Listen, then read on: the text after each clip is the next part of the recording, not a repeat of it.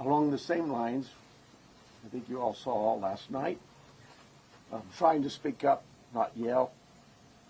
Apparently I talk soft. We saw last night the family. You know, they just hurt, understandably so. And so I really want you to know this entire team here, those behind me, and our community are hurting with you.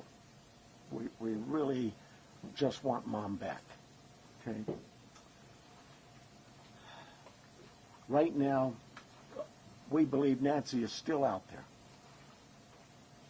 We want her home. Our department, the Sheriff's Department, along with all of our partners at the FBI, have been working around the clock.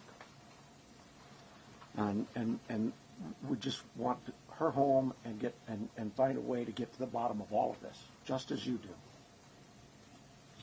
But I have other partners out there who have stepped up, and you've probably noticed them in the last few days, if not the last few hours, and you're going to see more of that. I made a decision to contact our PCRIT team, and those of you not local, that's our Pima Regional Critical Incident Team. It's made up of law enforcement officers from this entire valley. Pasquayaki Police Department, Tucson Police Department, Marana Police Department, Oro Valley Police Department, Pima College Police Department, Tucson International Police Department, Sarita Police Department. There's so many of them, and they are going to help us tremendously. And that's really done because we have so much in front of us still, and we're hoping that, you know, I know the FBI has committed a very large number of men and women to partner with us, work side by side with us. We go do an interview, they're going to be there with us. We're going to go look at some evidence or process evidence, they're going to be right there with us. We're sharing every piece of information, all the data we can to get this thing solved. And it's important that my partners in law enforcement know and understand their roles, because it is very large, complex investigation with a lot of moving parts. And we're at that phase now where sometimes we're waiting, right? We're waiting for analysis. We're waiting for lab reports. But even then, when they come back quickly, for example, some DNA, we rushed what we thought was the best target for DNA. We did a rush through and got some of that back. The results were minimal. I think you all know the blood on the porch. That was one we did. It came back to Nancy. That's what we know. But there's still more items that have been submitted. We just haven't got them back yet. But in the meantime, we're not just sitting on our haunches waiting. We do have a number of leads coming in, and that's why we brought in the FBI for one, but PCRIT as well, to be able to get out there and handle these leads as they come in as quickly and as expeditiously as we can. And every single lead is looked at, every one of them. And so we're gearing up. You probably have some questions about what you've seen in the last couple of days. I'll gladly answer those at that time. But it really is about getting our partners out there. To be fair, when we went to that scene the first night, Saturday night, it was just us. Since then, the FBI and others have asked, can we go and see it as well? And that's what you've been seeing. But it is a very important case to not just me and my team, but this entire community, all of our law enforcement partners. Suspects. I know there's been a lot out there about suspects, and I want to be very clear. At this time, we have not identified a suspect or a person of interest in this case. We are working our best to do that. But to be clear, we have nobody of interest or any suspects that you would consider a prime suspect. We're just not there. We're not there yet. The timeline, I think we've got it on the board, do we not? This is a timeline that we have been able to develop with some of the things that we've had processed. Various pieces of electronics that we've gathered. And you look at some of this, and I know you're going to say, well, why did it take you so long to get this to us, Sheriff? Well, because one thing, it's got to go out and be processed at different lab sites. And sometimes that stuff comes back to us, and like you, we have questions. And we say, wait a minute, what is this about? What about this? Could it be that? And so it's sent back, or it's sent somewhere else. So, and that's happening with all of the things we see, that process, that review, and that questioning of, all right, what is it we're looking at? So I'll go over it with you. You can see it on the board there, but at about 5:32 p.m., these are approximate times. 5:32 p.m., Nancy travels to her local family's home for dinner and playing games with the family, just visiting. At 9:48 p.m., which is very consistent to what we were told by the family, that Nancy was dropped off at home, and we know that because we have a garage door open at approximately, I can't stress that enough, at approximately 9:48 p.m. At 9:50 p.m., that garage door closes. It is that time we assume that Nancy's home and probably going to bed. Sunday morning, early morning, at 1:47 a.m., the doorbell camera disconnects. At 2:12 a.m., software detects a person on a camera, but there's no video available. They had no subscription, and therefore it would rewrite itself. It just kind of loops, right, and covers up. That's what our analysis teams have told us. We're not done with that. We'll do all we can, but that's what it says. So it detects a person on camera. Could that be an animal? I imagine that's possible. We don't know that. We just have no video. But we're not giving up on that. 2:28. Nancy's pacemaker app shows that it was a disconnect from the phone. And at 11:56 a.m., the family checks on Nancy, discovers her missing, and at 12:03 p.m., 911 is called in to the Pima County Sheriff's Department. I believe it's about approximately 10 minutes later, 12 minutes later, our patrol teams arrive. They see the scene, and we start our response with our search and rescue teams and our detectives from homicide and various units. In fact, every unit here, I think somebody questioned, how come there's an ICAC member out here, or this member? Everybody in our criminal investigations team is a part of this team and part of this investigative effort. I think with that, let me make sure.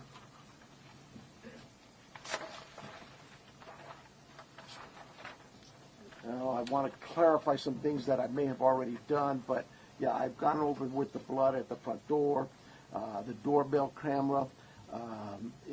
It was removed, we know that, but we're not confirming that any cameras were smashed or destroyed around the house. I don't know where that came from, but that's something we're not confirming. The car, the car that was at the home, it's just standard investigative practices. It's part of the search warrant scene, court orders. We pull it out of there and do our scene processing with the vehicle. Uber, we did speak to a driver because Nancy, we learned, had been taken the Uber to the family residence, the daughter, for dinner. And we located that driver and spoke with them and got that information. You guys got this, I think, conducting follow-up. I think you said somebody had mentioned that they saw a team out there again last night or yesterday, and that's just, again, what I was talking about before. Our partners wanted a chance to see it and examine things themselves, and more importantly, it's just we're constantly following up on things and go, hey, what about this? So we want to go back and check on some things.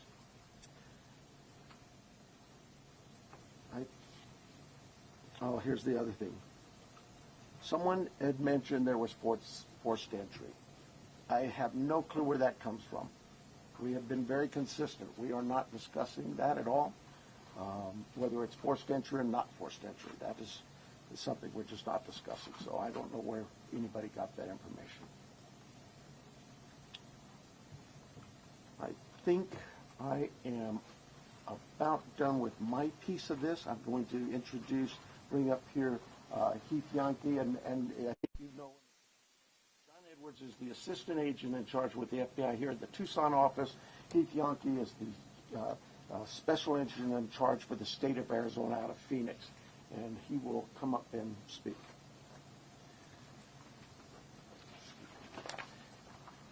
Thank you, Sheriff. Hello, I'm Heith Janke, the special agent in charge of the FBI's Phoenix Division. First, I want to let the Guthrie family know that our hearts are heavy for them. After seeing your message last night, it is clear that you and your family are in pain. Please know that we are doing everything to bring your mother home. The FBI is now working this case jointly with the Pima County Sheriff's Department, and we're going to start today by announcing a $50,000 reward for information leading to the recovery of Nancy Guthrie and or the arrest and conviction of anyone involved in her disappearance, and this will be the missing persons with the reward that will be going out. The FBI has agents, analysts, and professional staff employees working day and night with our partners at the Sheriff's Department. We have deployed additional intelligence and agents from our Phoenix office. We have brought in our Critical Incident Response Group from Quantico, Virginia. Members from our Cellular Analysis Survey team are here, and they continue to collect and process digital information. We are actively reviewing and analyzing information from all digital sources, which includes banks, social media companies, phone companies, and any other organizations where a digital footprint could have been captured. All this information provides data points and helps put the picture together. And we will be in the community continuing to conduct a thorough investigation with our partners. You heard about us out there last night. We will be back out there today.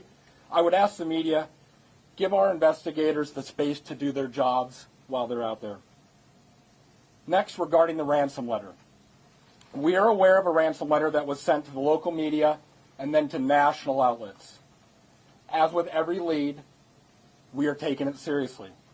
We are in communication with the family, and while we advise and recommend from a law enforcement perspective, any action taken on any ransom is ultimately decided by the family.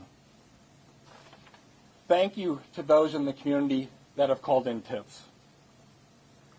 For anyone out there that may have information, no matter how small you think it may be, please report it.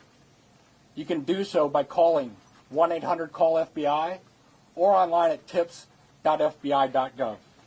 My next message is to those imposters who are trying to take advantage and profit from this situation. We will investigate and ensure you are held accountable for your actions.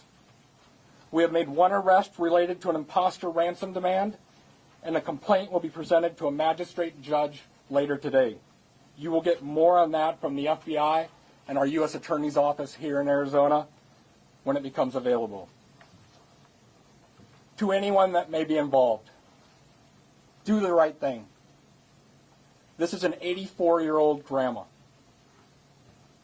This is an 84-year-old grandma that needs vital medication for her well-being. You still have the time to do the right thing before this becomes a much worse scenario for you. Please return Nancy home. Thank you.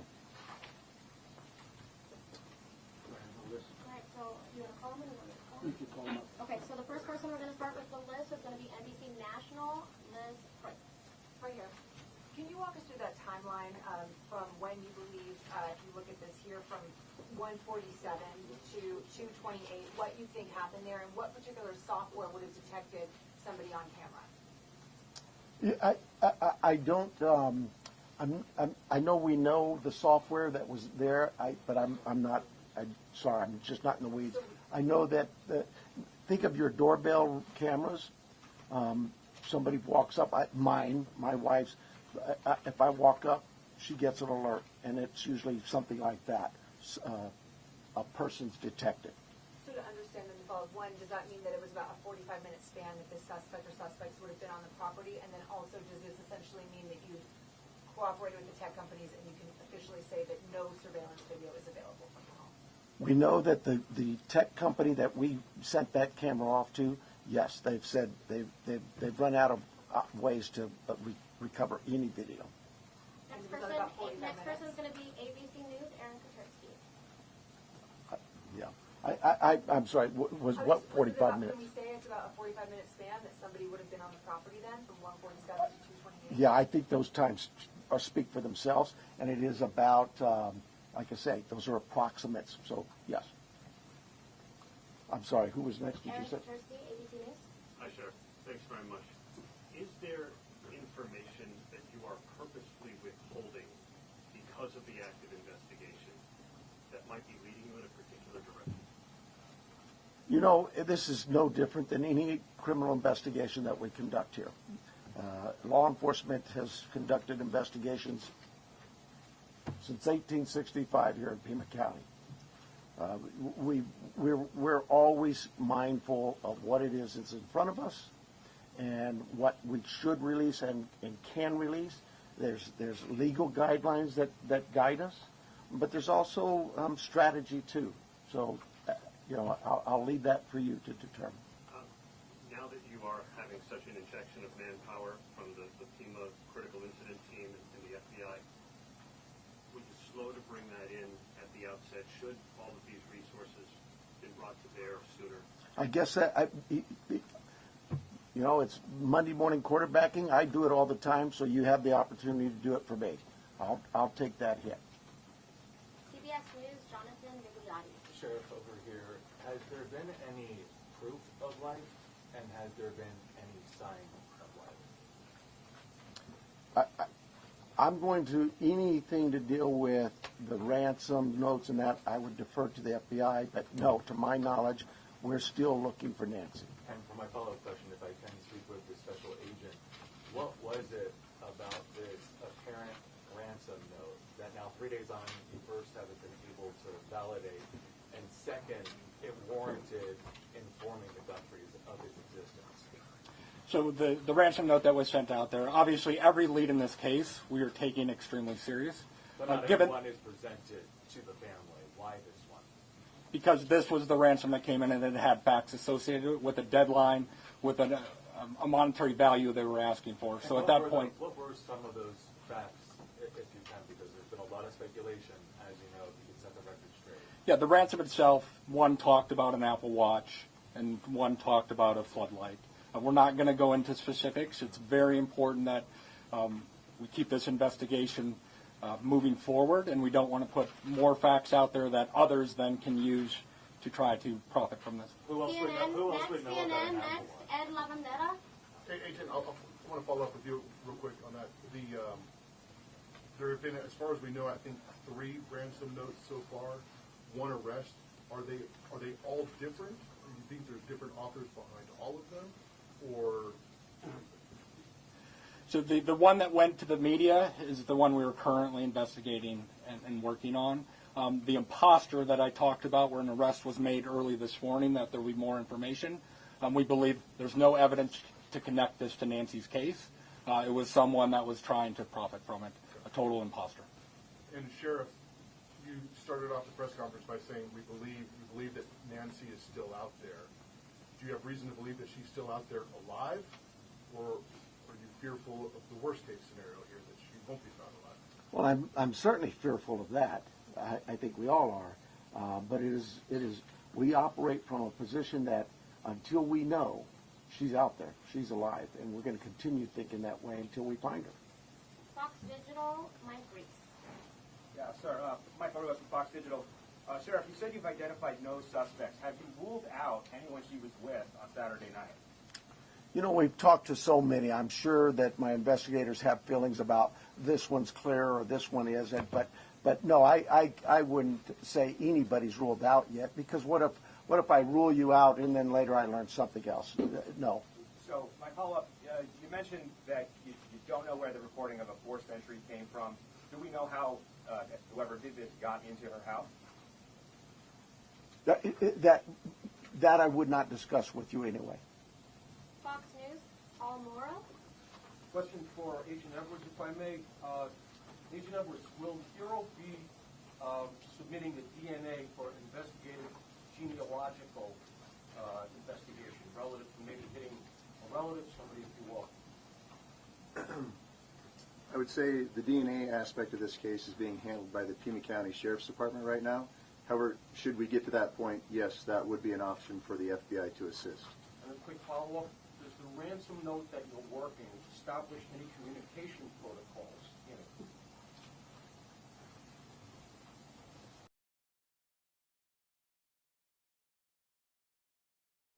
it? If someone has Nancy and is demanding a ransom, that there is communication with the family. We talked about has been no proof of life, and there was no other demands within that letter. So they're still waiting for communication. ABC affiliate Ashley Holden. Right here, Ashley Holden.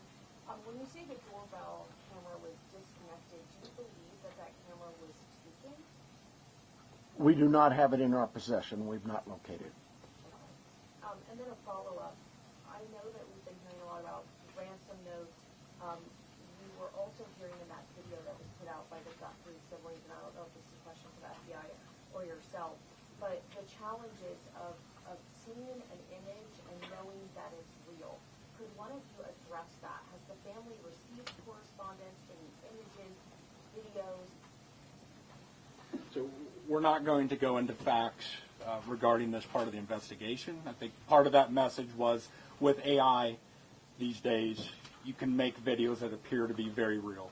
So we can't just take a video and trust that that is a proof of life these days because of the advancements in AI and trying to actually get a proof of life that we can verify. But we're not going to go into anything the family may or may not have received. KOLD Catherine Patterson. So in regards to a timeline on that ransom note, is that being an impact in your investigation? Are we nearing that timeline? I'm sorry, one more time. So in regards to the timeline in the ransom note, are we nearing that timeline? And is that playing a part in the investigation? We're not going to go again into specifics of that part of the investigation with the ransom note other than what we've put out there. We've been transparent. We're talking about we are working that ransom demand, but we don't want to go anything further than that could impact any opportunities. So thank you. Is there any additional physical evidence at the crime scene other than the technology that you guys are using for this timeline? Is there anything else that's helping you guys other than really the technology?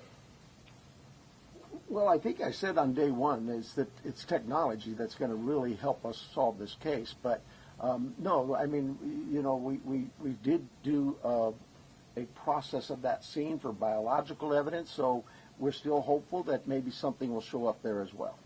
Arizona Republic, Richard Relas. Agent Janke, we saw on the scene, I believe it was you, taking a tripod into the home of the sister.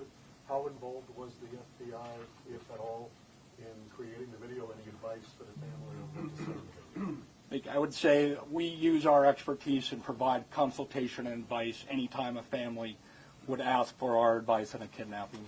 It's ultimately the family's decision of what they put out and any messages they put out. But we were, obviously, you're all documenting every move we make. We were there last night in talking with the family. But every decision is theirs. Right, that was a tripod and a ring light. And Sheriff Nanos, you said the blood was found on the porch and on the front stoop. Just wanted to verify that. I say porch, front stoop. It's all in that same general area by the front door. Front of the house. Front door, yes. What, given her medical condition and the fact that it was her blood, as you say, what would her medical condition do with her recovery if she indeed bled out or was bleeding when she left the house? Well, again, I've got to be careful for HIPAA, but I would say this. We know she is in need of medication, daily medication. And we also know that this is day 4 or 5, and still we don't know that she's getting her medication. That could in itself prove fatal. And for No, that'll be the that question. For her name? KGUN News, we have Craig Smith and Athena. I'll get that for you. I'll do that. Craig? KGUN, Athena, Craig Lott. Okay. Have you been in communication with anyone who you believe could be the kidnapper? You know, it goes back to what we talked about. Nobody's eliminated, but we just really don't have enough to say, this is our suspect, this is our guy, we know, or our gal. We just don't know that. And it's really kind of reckless to report that someone is a suspect when they could very well be a victim. It just, I bring to you, to the media, I plead with you to be careful of what it is we put out there, because we don't have anybody here listed as a suspect, and you could actually be doing some damage to the case, but you can do some damage to that individual too. Social media is kind of an ugly world sometimes. And how far out have you expanded your search, you say? You know, I would tell you this. Look, nothing's off the table. If we get a lead that there's somebody, hey, you've got this over here or over here, we're going. And that will expand and expand and expand. I think the FBI, with their billboards, they're now planning to put those up at every state around here, at all of our neighboring states. So, we use you, the national media, the FBI with their national outreach, to affect that for us. But as far as the actual investigation, naturally the scene is the primary, and we just keep spreading it out as we get more and more leads. Court TV, Cody Thomas. Hi there, Sheriff. Actually, my question is for Agent Janke. You know, we saw Savannah Guthrie and her sibling family put out that video last night on Instagram addressing, you know, the tragedy that this is, but also addressing the ransom letter saying they're ready to talk. My question is, did the FBI or any other agency help them craft that message to put out on social media? Like I said to the previous question, we have an expertise when it comes to kidnappings. And when families want advice, consultation, expertise, we will provide that. But the ultimate decisions on what they say and how they put that out rests with the family itself. And as far as suspects, I know we haven't identified one, but what type of suspect or suspects do we think we're dealing with here? At this time, like the sheriff has said, there is no primary suspect identified, so it could run the gamut. So. KPNX, Troy Hayden. Are you actively investigating the son-in-law in this case? I know there were reports earlier this week, and you refuted that. You said you haven't eliminated everybody. Have you eliminated him or come close to it, or are you actively looking at him? We're actively looking at everybody we come across in this case. Everybody. We would be irresponsible if we didn't talk to everybody.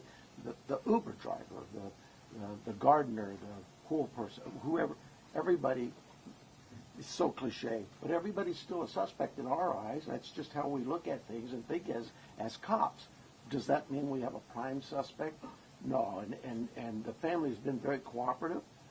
They've done everything we've asked of them, and we want that relationship to continue. And sometimes people can be mean out there, and that can really harm us and harm our efforts. Did you find blood anywhere else in the home besides the porch? The only DNA evidence we've got back is on the porch. We prioritize things and we rush things, and those items we put out to a lab to rush it. And even then, it's 2, 3, 4 days. The other items could take 10 days, 20 days, but we saw the importance of that blood. It came back to Nancy. So it was only there, it wasn't anywhere else in the house? I don't know that. We processed the house for biological evidence, and we've not gotten anything back. Newsmax, Sarah Williamson. Hi there. My question is just piggybacking off our colleagues here about how far this search has gone. When it comes to doorbell cameras, you say technology plays a critical role in this. Have you been actively door knocking the neighbours and businesses and collecting those doorbell cameras? And is there anything that has come up there, and how far is that? I can't tell you whether things have come up or not, but we have door-to-door. I think we're still doing door-to-door, not just in that neighborhood, but other neighborhoods. Just as leads come in and take us somewhere, we're going to do those things. Okay, and just to follow up as well in regards to the video that was released by Nancy Guthrie's children last night, just to clarify, that was not coordinated with any law enforcement beforehand, and that you hadn't seen that video before it was released? The FBI is handling all things with the ransom. I think the answer was yes, we were there.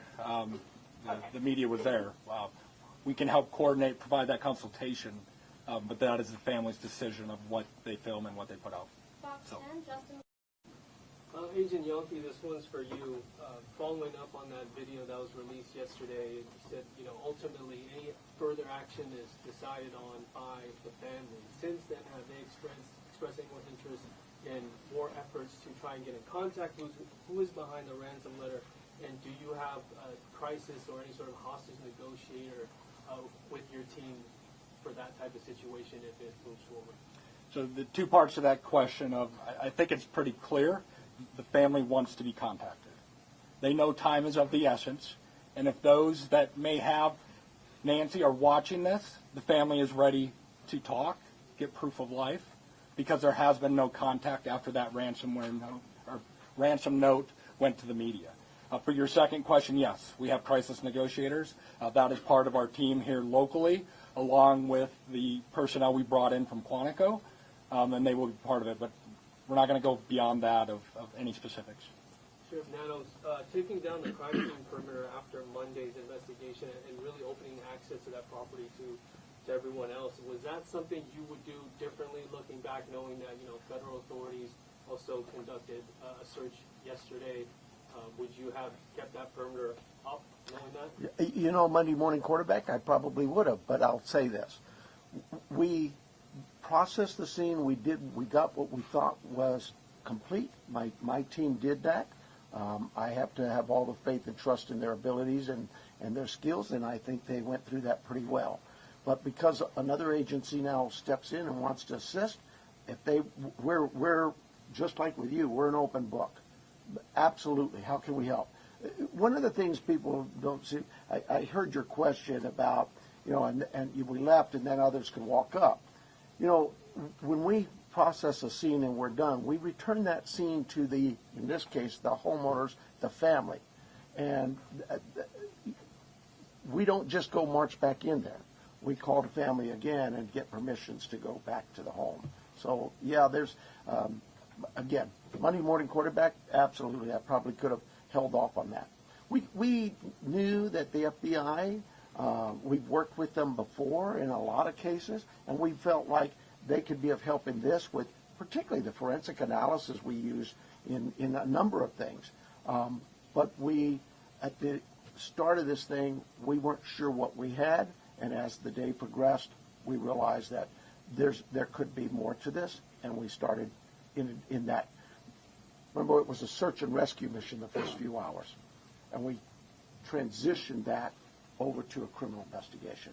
With that, brought in our partners from the FBI and others. Have you heard from President Trump on the resources? I was actually going to ask about that. We saw the message yesterday. Are you next? Claudia, yeah. Okay, I'm sorry. Following up on that, we saw the message from the president yesterday. Have you personally received any communication from him or No, and I wouldn't expect that. He, too, is a busy man, right? And I would say this. We thank him for him opening up his entire law enforcement team was put out yesterday. And we know, I know my local reporters here know. We've always worked well with all of our partners in law enforcement. Maybe it's something unique to southern Arizona and the rest of the country doesn't see that. But this isn't new for us. We've done this. Gabby Giffords, I headed up that investigation many years ago. And we worked side by side. Could not have got things done if we weren't with the FBI on that. And just the other question, this being a border state, have you guys had any communication with Mexican authorities? I have not. I work closely with the Mexican consulate, as other consulates, being the sheriff, but no, I've not heard from them. Arizona, Univision, Monterrey. Hi, Sheriff. My question is, it's a two-part question, do you know what medication Nancy uses? And have you checked the local pharmacies and pharmacies around the state where they bought her safe medication to keep her alive, keep her healthy, while still work with her? So we do know what medications, and we have contacted pharmacies. Probably need to go back to just make sure that they didn't. Maybe we contacted them early on. I know that night, Saturday night, Sunday morning. I know we were doing all the hospital checks, and that check was continuous every hour, going back out. And physically in person, deputies were going to each local area hospital and asking them to check their logs. My second question here is, I know you're looking for her in Pima County. Are you looking for her across the state now? And if so, is there a particular area that you're focusing on right now? Well, we're looking for her everywhere, right? The FBI just made an arrest on a tip that we got that we thought there could be something here. It's statewide. The billboards are going to be out there across the country. We take leads from everywhere, and where those leads take us, we'll get there. MS Now, Alex Talbot. Agent Janke, do you have any reason to believe that Nancy Guthrie may be being held outside of the country? Is that something that you ruled out at this point? We don't have any of that information. We haven't ruled anything out. Like the sheriff said, we will follow the facts wherever they take us, whether it is outside of the state of Arizona or over the border. We will follow the facts and go there. But we have no indication anything over the Mexican border. And you mentioned on the ransom note there were details about the Apple Watch and the floodlight. Yep. The ransom notes that were sent out to TMZ, KGUN, and KOLD, are they all the same ransom note? Do they contain the same details in each of those individual ransom notes? The ones that I am tracking and aware of were the same. That went to TMZ also. News Nation, Brian Enton. Agent Janke, sorry. Yes. When did the first ransom note arrive? And the reason I ask is because the Apple Watch has been in the news and on social media, and you could see floodlights on video. So was it before those things were out in the world? I don't have the specific time frame as I sit here today of what time it came in, but that you are right. Anyone could see a floodlight hanging down, could have seen some of those things. The watch has been talked about, so that timing is tricky, but that's why we're taking it serious no matter what and following the leads on that. But I don't have the time frame that the first note came in as I sit here today. Thank you. And my follow-up is for the sheriff. In the house, were there any signs that someone tried to clean up or maybe destroy evidence? I can't talk about the crime scene, so I'll give you another shot, another question. My other question is, I heard the agent say that it was a joint investigation now. At the other press conference, the FBI said they were assisting. Is it joint now? I mean, are both agencies in charge now? Look, there's no ego here. We in this part of the country, we'll take anybody's help. It's not about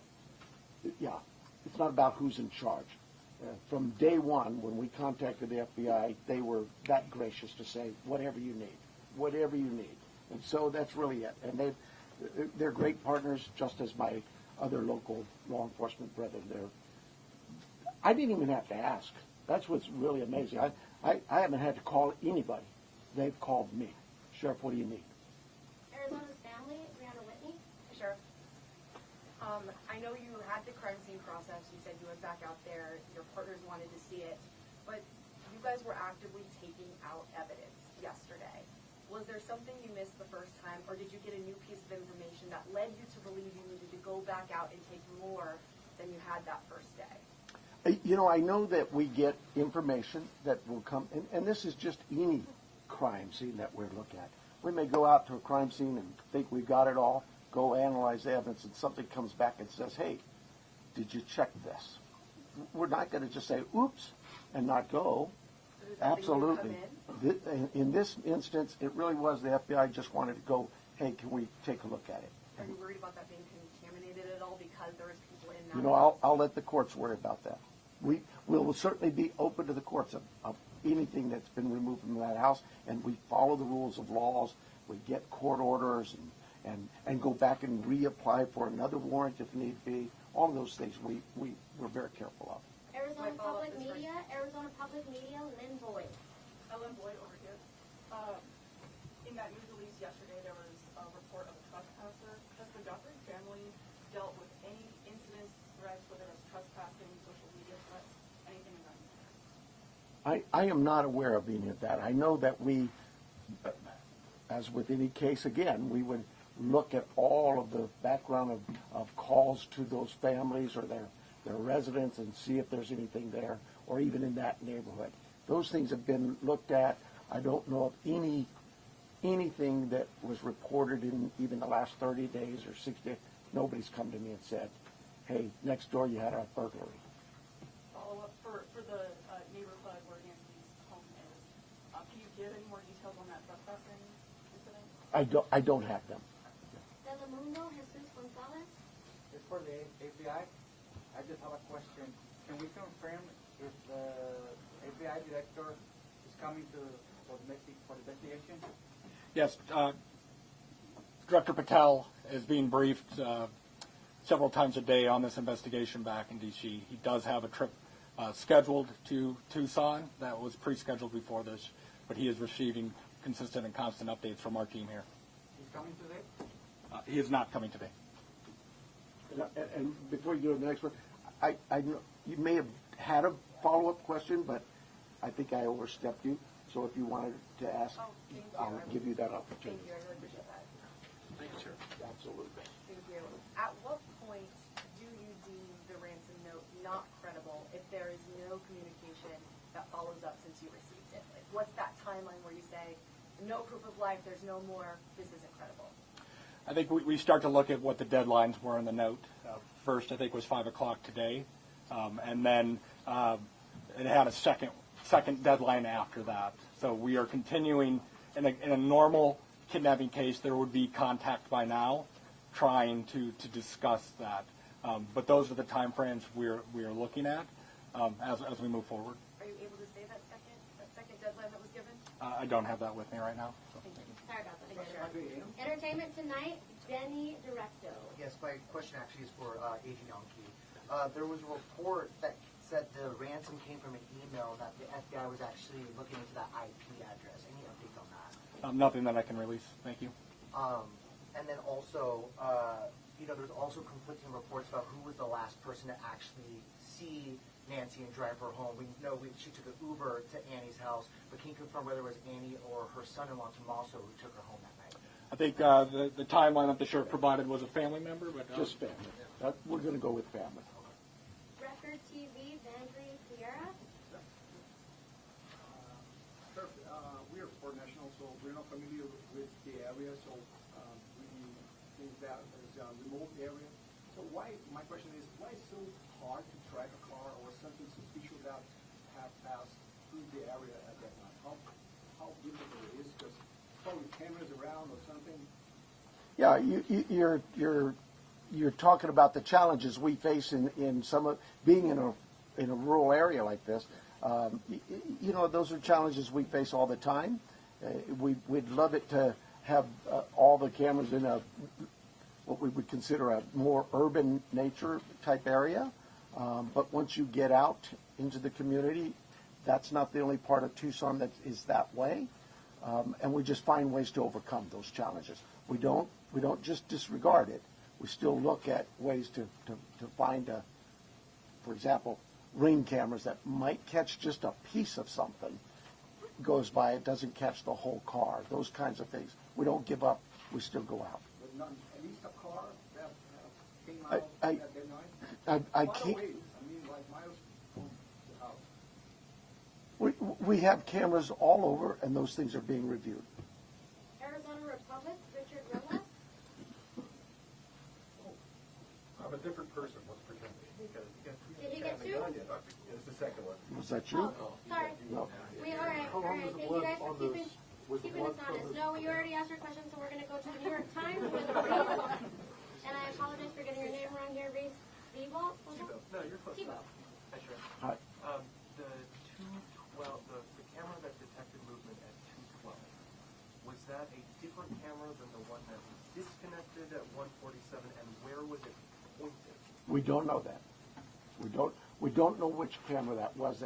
When we did the software, it just told us that a person was detected. But I'm unaware of which camera that was. So there were multiple cameras, and you're not sure? Sure. There were multiple cameras at the home. Okay. And is there a possibility that this is not a ransom situation? And if so, what else could it be? Your guess is as good as mine. I would say absolutely there's a possibility that this is nothing to do with the kidnapping. but we cover all angles. We're not going to dismiss something until we actually know for a fact that it's one way or the other. People Magazine, we have Danielle Bucker. So I wanted a little more clarity to follow up on his. Is there anything more you can say? Was this actually targeted or not? Do you have any? That's why we have the FBI to look at those areas where there may have been a target. Maybe it is a kidnapping. But no, we don't have anything to rule that out or to say it is. And as far as the ransom notes, there was a part in there about Bitcoin. Are you looking into that now, investigating? Yes, that's part of the investigation. Can you go and elaborate any further if you found anything or if there's any ties or any suspect tied to that Bitcoin? There is not at this time. Associated Press, Joe Golden. Hi, Sheriff. Just to follow up to You're Joe? I'm sorry? You're Joe? Goldendara. Oh, I thought you said Joe. Okay. Just to follow up to a prior question, you had said early in the investigation that authorities don't believe Nancy Guthrie was targeted. Why don't authorities think that Nancy Guthrie was targeted? Who said that? Who said they didn't think she? You had said that early in the investigation. Boy, if I said I absolutely misspoke. I've never thought she was or wasn't targeted. We've always believed that is certainly a possibility. I mean, you'd be silly not to think that. Somebody disappears in the middle of the night out of their home. You can understand where I'm coming from. But no, if I said that, obviously I misspoke or maybe somebody misheard me. But I've never believed that she was or was not a target. Is there anything more specific you can say about what you believe the motive to be for this kidnapping at this time? Motive's always going to be a question, and we'll know more as we go what that motive is. But right now, my guesswork is as good as yours. And then we also have the final one will be from Katie over here. She's on Monica Garcia. Okay, so let's talk about that 5 p.m. You say 5 p.m. deadline today. Is that the deadline? Oh, maybe that's for FBI. Can you just give us some sound on that? Because that's a big deal. That's within hours about that 5 p.m. deadline per the ransom note.